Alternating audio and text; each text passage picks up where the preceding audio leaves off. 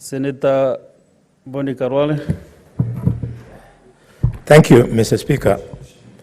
Mr. Speaker, may our collective resolve and decision this afternoon raise the bar and improve the respect for women in politics. Mr. Speaker, similarly, may it strengthen Parliament. 2 points. In the House of Commons,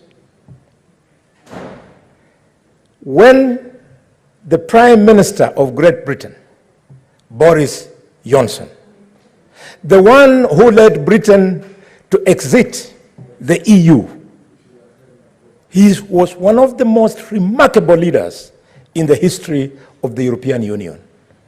But when he was found with misdemeanor going to a party against COVID-19 rules, and then he was asked to speak to it, he misled the House instead of admitting and saying, "I am sorry." And for that reason, the Prime Minister was put before the Powers and Privileges Committee of the House of Commons, the equivalent of this committee that we are debating today. And powerful as he was, he submitted himself and presented evidence, and using a team of competent lawyers, and he was removed because they were protecting the House of Commons. Senator Gloria has been given an opportunity to go and defend herself on her allegations. She has refused. What do you call it? It's called, in English, it's called contempt. She was contemptuous of the committee. And as if it was not enough, Mr. Speaker, she was contemptuous of the clerk's team because her accusations were leveled against the CEO. And Mr. Speaker, going on the social media group, she was equally contemptuous of all of us. So we have to protect this House by agreeing with the committee. Number 2, the woman. And I want to speak mainly to the nominated senator from Samburu and the nominated senator from Mombasa. You are young people, and we love young people because we have some in our houses. Mr. Speaker, it's up to them. They can say and say the good things they have said, but as with the benefit of hindsight, many years of experience, we want to guide them as follows. Instead of you pursuing that trajectory, go and read tonight the story of Grace Onyango. Grace was the woman who broke the glass ceiling for a woman to be elected MP in Kenya. She was truly a graceful Luo woman. Mr. Speaker, let them tonight go and read the story of Chelagat Mutahi. Chelagat Mutahi was a great woman. She is a hero of the second liberation of this country. She was detained, she was exiled, but Chelagat Mutahi never walked on her knees. Who are these young people who want to lecture us when we know the story of Chelagat Mutahi? Mr. Speaker, tonight, these young women should go and read the story of Phoebe Asio. Phoebe Asio was in this house. Phoebe was a great woman. She was MP, and because of that distinction, Phoebe was named ambassador to the UN in charge of development funds for women in the world. Give us a break.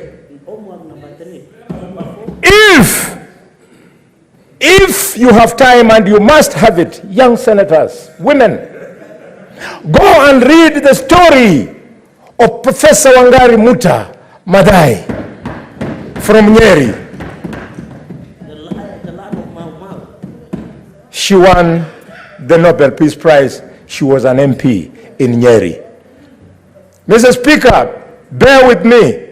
I want to move along with these young people. They think there's anything about them. If the young lady from Meru, if I just give you the photograph of Zinzi, my daughter, you look the other way. She is something.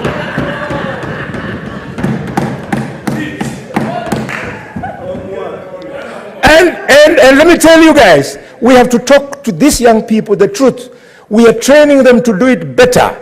We were trained by Michael Kijana Wamalwa, yes, Martin Shukuku, yes, and George Anyona. That's why we are good. Senator Khalwale, Mr. Speaker, sir. With your experience as a registrator, yes, and as seen in this house, avoid calling honorable members people. And sorry, I'm very sorry. Women. Sorry, I thought when I say young people, it was respectful, but yeah, I recall those words. Let's refer to them. Thank you. Thank you, Mr. Speaker. And Mr. Speaker, sir, when I quote the name of my daughter, Zinzi, we named her after Zinzi Mandela, the daughter of Nelson Mandela. The daughter of Nelson Mandela is one of the most decent people in South Africa. Mr. Speaker, sir, Mr. Speaker, sir, I want to appeal to the nominated senator from Mombasa.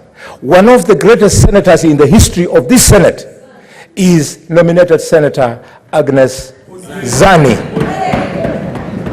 Tonight, go and read the story and the contribution of Dr. Agnes Zani in this house. Don't talk about youth, women. What kind of youth, what kind of woman? It is what you should be telling us. Mr. Speaker, sir, I will not stop without reminding ourselves that the first woman to run for president, Charity Ngilu, has been in this space. She has never abused anybody. She just looks forwards and she defeats men. Mr. Speaker, sir, the first woman to break the glass ceiling. Senator Boni, Senator Hezena Lemaretian, do you have a point of order? What is your point of order? Thank you, Mr. Speaker. Is it in order for Senator Boni, with all his wisdom and experience being in this house as an elder, is it in order for him to keep referring to us or to address you directly? And secondly, why is he using this opportunity to label us and character assassinators and compare us to other people? The fact that we rose on the floor of this house to defend a woman whom I termed as assertive does not